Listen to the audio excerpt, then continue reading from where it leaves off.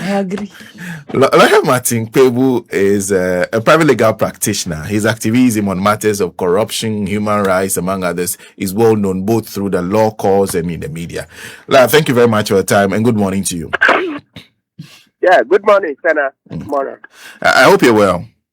Yes, yes. I nearly added that you are a socialist, but I'm not so sure. But enigmatic. I'm the mixture of all. Oh, okay, that's great. Well, let's first start with your observation of first what the deputy AG said and the response from the OSP. Does he clarify the matter for you? Yes, to some extent. When I say to some extent, to be clear, the last communication I saw on it, I saw that the OSP says they are finishing up, and so they will send the information to the AG soon. They said this week, right? They said they are finished, or if they didn't say this week, I remember there was something like they are almost done. They are finishing up. Yes. And so they will furnish the Attorney General with the information. So as I make this commentary, I'm trying to be careful not to inflame or stoke the fire. These things will happen. It's just that, you see, this one has come, that this particular impact has come to reinforce the notion that there is something wrong on this Ofori case. We don't know exactly what, but there's certainly something wrong. I say so because, even when, when NDC won the elections, foot soldiers came out and started making noise that close the borders, close the airport, don't allow the MPP appointees to flee. So inside there was a lot of them. Of course, we could not have literally closed the airport like the way the foot soldiers were saying. But what they actually meant then was that ensure that these MPP appointees don't flee.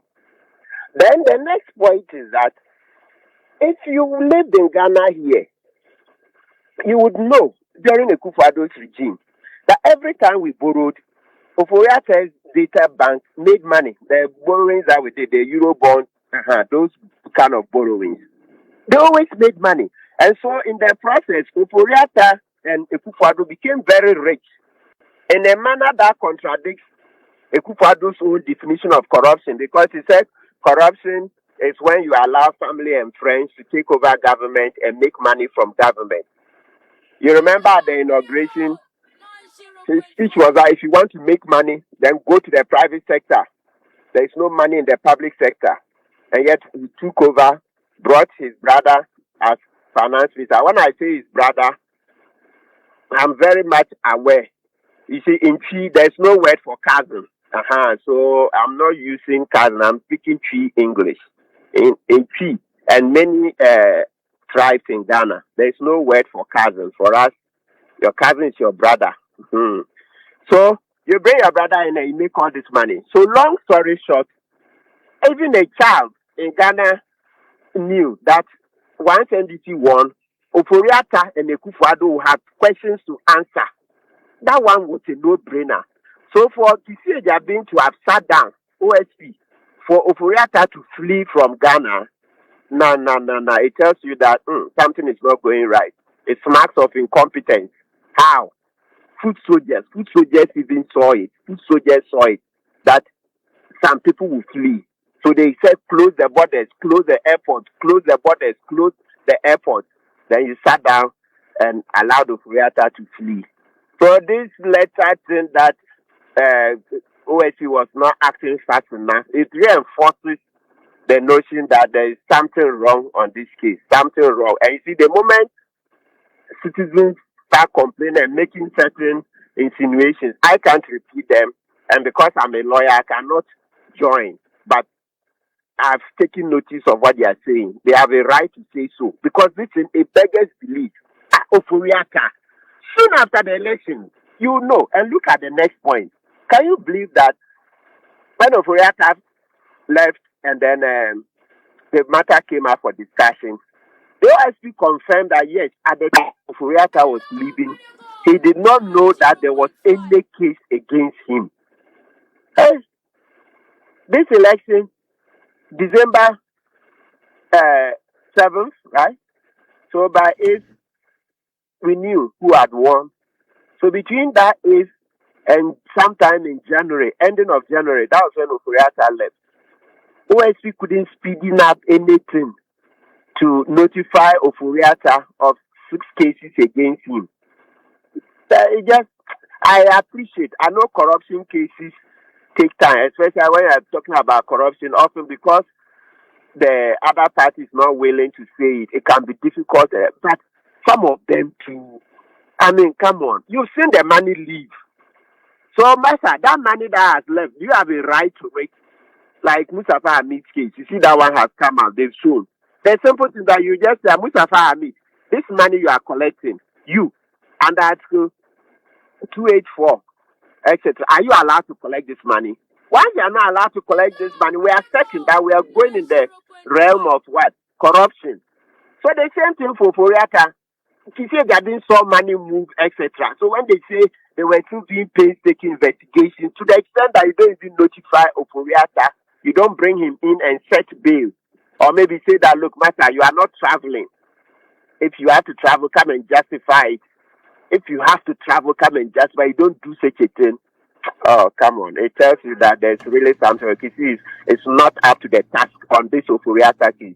Kesi has shown a lot of incompetence on this Oforiata case. Well, what's your own suspicion on this something wrong matter?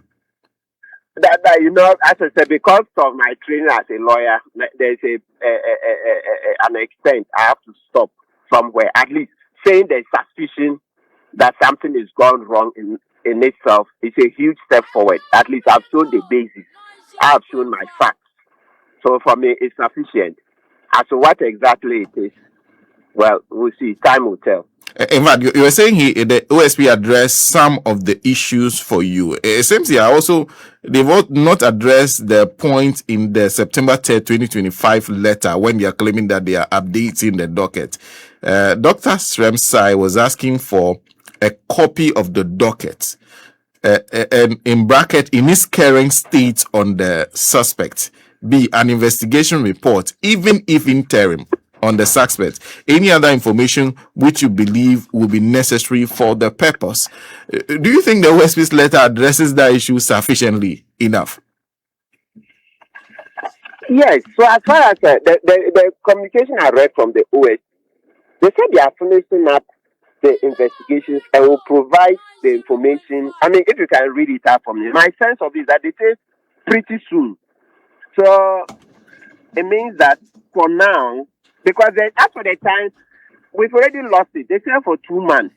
Yes, if you ask about the 2 months, yes.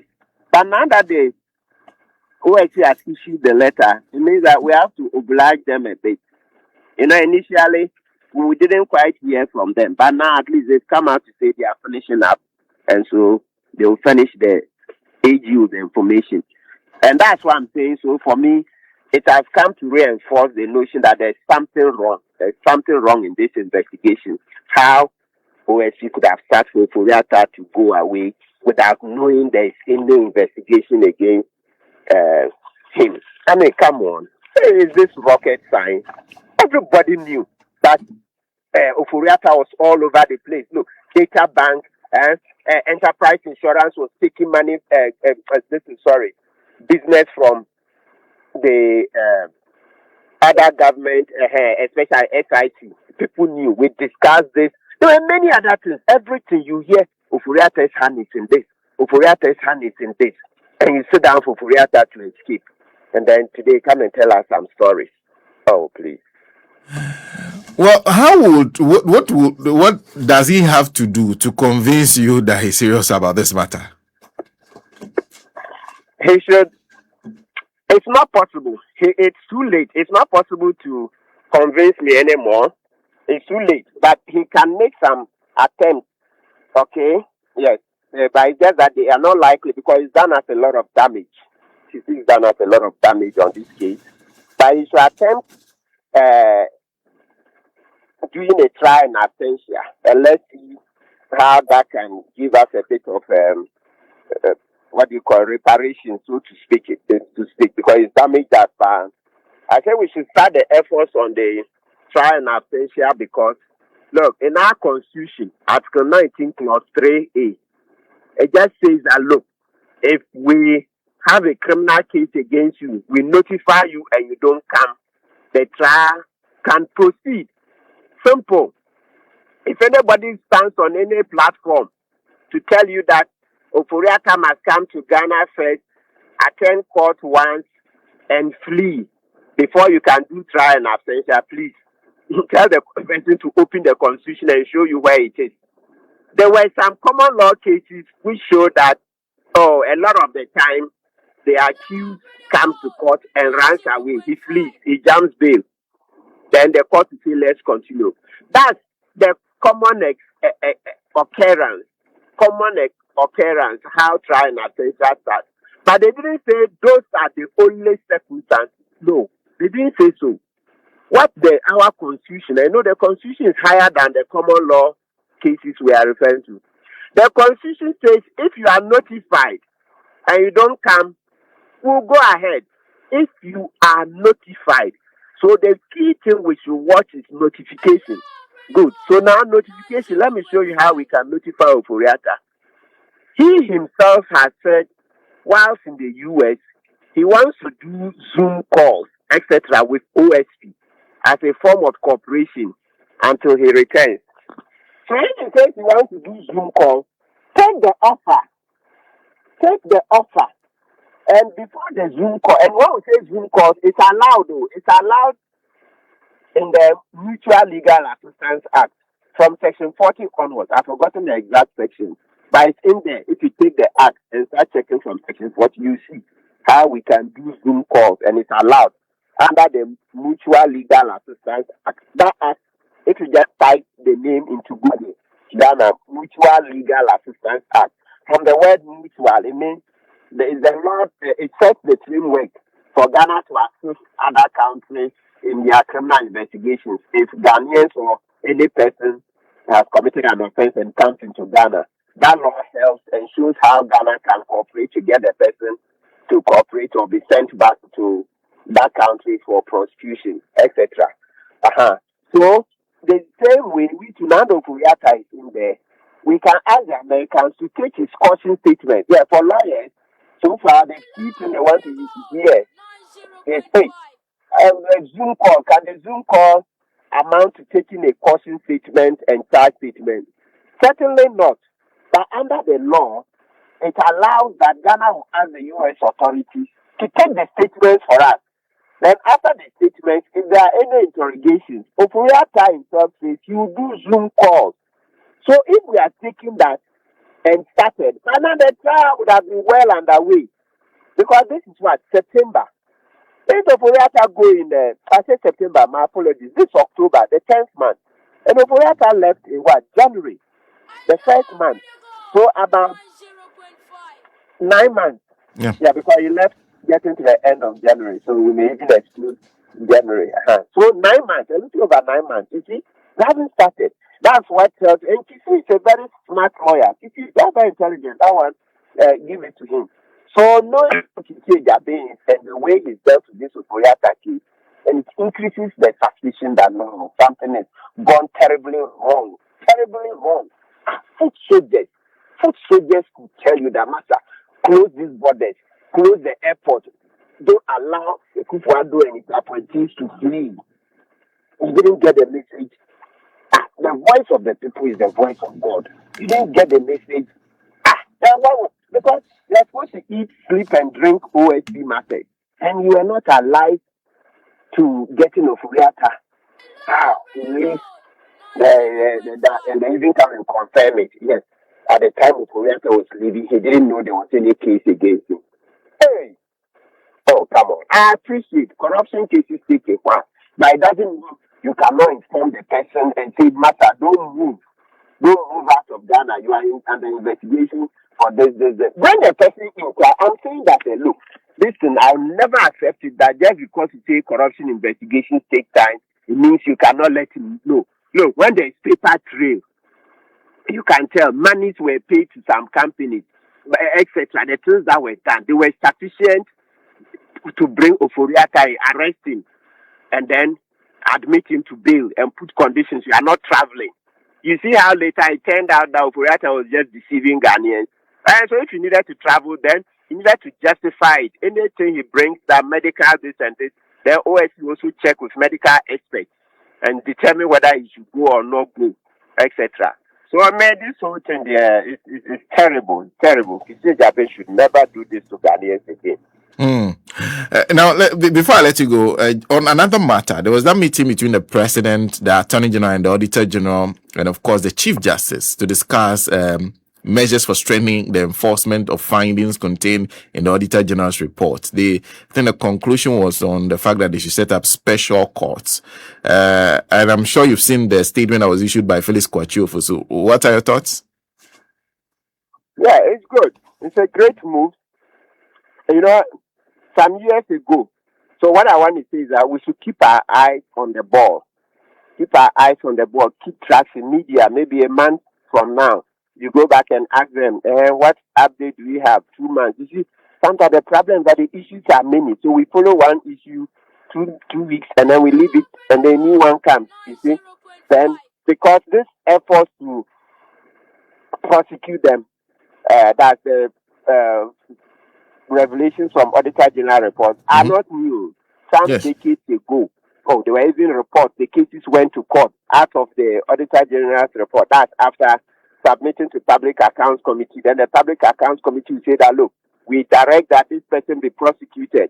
We do, and some prosecutions were started. So there was something similar. It's not exactly, but I mean the whole idea that don't just go and sit down at the Public Accounts Committee and talk and go away. It's not new. So some prosecutions were started. Then after a while, it fizzled out. So this is a renewed effort. It's not totally new. It's the setting up of special courts that appears new. But those days, it was a fast track court. They say, so and so. They reported some of the cases were prosecuted as a result of hearings from the Public Accounts Committee. And as I mentioned, we lost subsequently. So, because of that, I don't want to get too excited just as they mentioned that courts will be created. Remember Galamsey, in the Kufadu's time, it was where too. Galamsey courts have been set up. Who did they prosecute? Untimi was walking around freely. We reported Untimi and for 3 years. Had it not been for a change in government, Untimi was not going to go to court. And Kofi and Dampari were playing hanky-panky with us. Hanky-panky. Putty on that Untimi and our Kunta mining case we reported. So as for announcements, yes, they can be exciting, but I want to wait, hold my horses, and then let's see. We can't start celebrating. We'll wait for results. Okay. Thank you. Yes. Thank and then you. let me quickly add that just setting up a court is not far enough. So we'll plead with President Mahama to also jump into the debate that let's create a new law that will stipulate the time frame it takes to complete a case once the case gets into court. You remember the opening trial, the other one, the NDC appointee. See how they were able to delay, and then when there was a change in government, they were able to get nolly prosecutors and withdrawals, and they went free. And especially the Sagleme matter, we want to remind the Attorney General, as for the Sagleme matter involving Collins Dowda, we want to find out, let's do evaluation. Did we get value for money? The money we paid is about $200 million and over. Did we get value for money? Let's find out. Because at the time he did the nolly prosecutors and withdrawals, that was one case that a lot of us said, no, fine, he could do it, but that's not the end of the case. Let's investigate. Set up an independent committee, right, to be able to be part of the evaluation process, to understand how the valuers go about the work and everything. Then at the end, we'll have a full report and then we'll debate to see whether we've received value for money or some people owe us money which they should return. You see. So that's how I see it. Okay. Let's not just start celebrating yet. Let's wait for the results. And so I think that if we set up a law that says that, look, if the case goes to court, we must finish within 2 years. That is our law. The Americans have theirs. India, they have theirs, etc. So we can set ours to knowing our circumstances. But at least if let's say we were to set that on the day the case goes to court, you have 2 years to finish. Then every Ghanaian who cares to read will know that, oh, this case went to court. Let's say Mustafa Hamid, the Wallahi man. His case went to court on this day. It will finish maybe, let's say, a year and a half later, so and so date. Then Ghanaians start counting. So it gives certainty and it allows for greater accountability. Because for lawyers, if you leave some, not all lawyers, some lawyers will go and then seek adjournment, hoping that it will go past, the case will go past the next election. So that the next election, there maybe, if let's say a lot of these appointees are MPC appointees, so they will be hoping to drag the court cases beyond 2028, so that hoping that 2028 maybe they can win the election, so that whoever is the MPC person who is elected as president will come and give them knowledge protocol. Of course, in this particular case, their chances of winning are very, very slim. But you don't know politicians. They will claim to even a straw. Once elections are coming, they will believe that, oh yes, let's drag it till after election 2028. So these are candidates to win. Even when it's very clear that Ghanaians are not likely to return the MPP in 4 years. We will look very foolish if we did such a thing, because with the looting that they looted, how can you come back in 4 years? Why are they the only people who went to school? So now me talking, me people, me to tomorrow, can't you vote for me to come and try my hands at something? So why would you go back to MPP? How? Are we foolish? You had your turn, they looted us so much.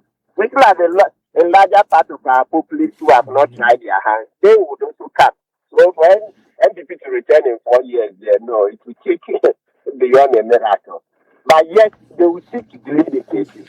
So let's try and do a law that would ensure that we finish within a certain time frame. That will help us. Okay. So setting up courts is good, but the new law, Fair Trial Act, that's how they call it in other countries, Fair Trial Act, finish within so and so time period. Finish. Let's have a definite time that this case, it cannot last beyond this in the court. So then it's up to the judge. When he has the case, he will determine that maybe we'll sit every other day, and during each session we'll do 2 hours, 3 hours.